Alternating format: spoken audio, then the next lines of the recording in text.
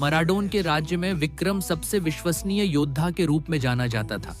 उसकी निष्ठा और युद्ध कौशल ने उसे राजा रवि और राज्य की जनता दोनों का सम्मान दिलाया था।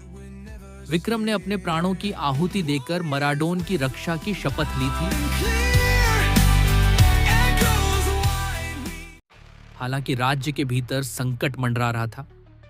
रानी लैला का अपने भाई के साथ रिश्ता तनावपूर्ण था।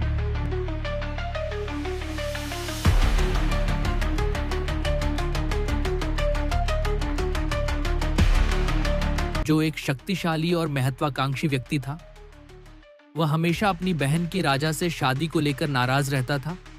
उसे लगता था कि लैला ने अपने परिवार के प्रति निष्ठा छोड़कर प्रेम को चुना।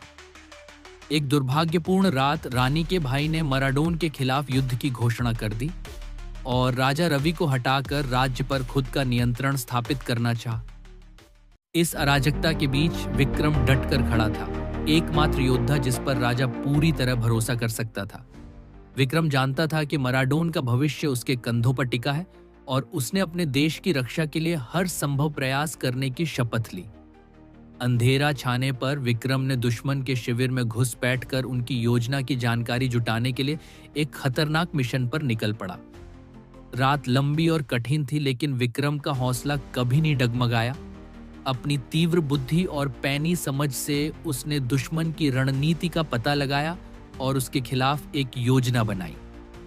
जैसे ही भोर की पहली किरणें क्षितिज पर चमकीं, विक्रम ने अपने साथियों का नेतृत्व करते हुए युद्ध का आह्वान किया। तलवारों की टकराहट और घायल सैनिकों की चीखें हवा में गूंजने लगीं, लेकिन विक्रम ने ऐसी दृढ़ता से युद्ध किया कि वह अपने साथियों के लिए प्रेरणा बन गया। वह एक ऐसी शक्ति था जिसका कोई मुकाबला नहीं कर सकता था। तलवार चलाने में उसका कौशल राज्य के किसी भी योद्धा से श्रेष्ठ था। घंटों बीत गए और युद्ध का रुख मराडोन के पक्ष में मुड़ने लगा। दुश्मन की सेना पीछे हटने लगी। उनका मनोबल विक्रम के निरंतर आक्रमण से टूट गया। अंततः जब सूर्य आकाश में ऊंचा चढ़ आया, अंतिम दुश्मन सैनिक भी पराजित होकर भाग खड़ा हुआ। विक्रम विजयी खड़ा था, उसकी तलवार उसके दुश्मनों के रक्त से सनी हुई थी। वह राजा की ओर मुड़ा और विजय के गर्व के साथ शत्रु सेनापति का कटा हुआ सिर राजा के समक्ष प्रस्तुत किया। आपका राज्य अब सुरक्षित है महाराज, विक्रम ने गर्व से कहा। मैंने मराडोन के लिए पूरे दिल से युद्ध किया है और अपने अंतिम श्वास तक करता रहूंगा। राजा रवि कृतज्ञता और राहत से भर उठे। उन्होंने विक्रम को गले लगाया और खतरे के समय उसकी अटूट निष्ठा और वीरता के लिए धन्यवाद दिया। मराडोन की जनता ने अपने नायक, अपने रक्षक विक्रम के लिए उत्सव मनाया। लेकिन जब राज्य जीत का जश्न मना रहा था, विक्रम के चेहरे पर एक छाया आ गई। वह जानता था कि युद्ध वास्तव में समाप्त नहीं हुआ था, कि अभी भी अंधेरे में छिपे खतरे मंडरा रहे थे जो किसी भी समय हमला कर सकते थे। और उसने संकल्प लिया कि वह सतर्क रहेगा, तैयार रहेगा और किसी भी कीमत पर मराडोन की रक्षा करेगा।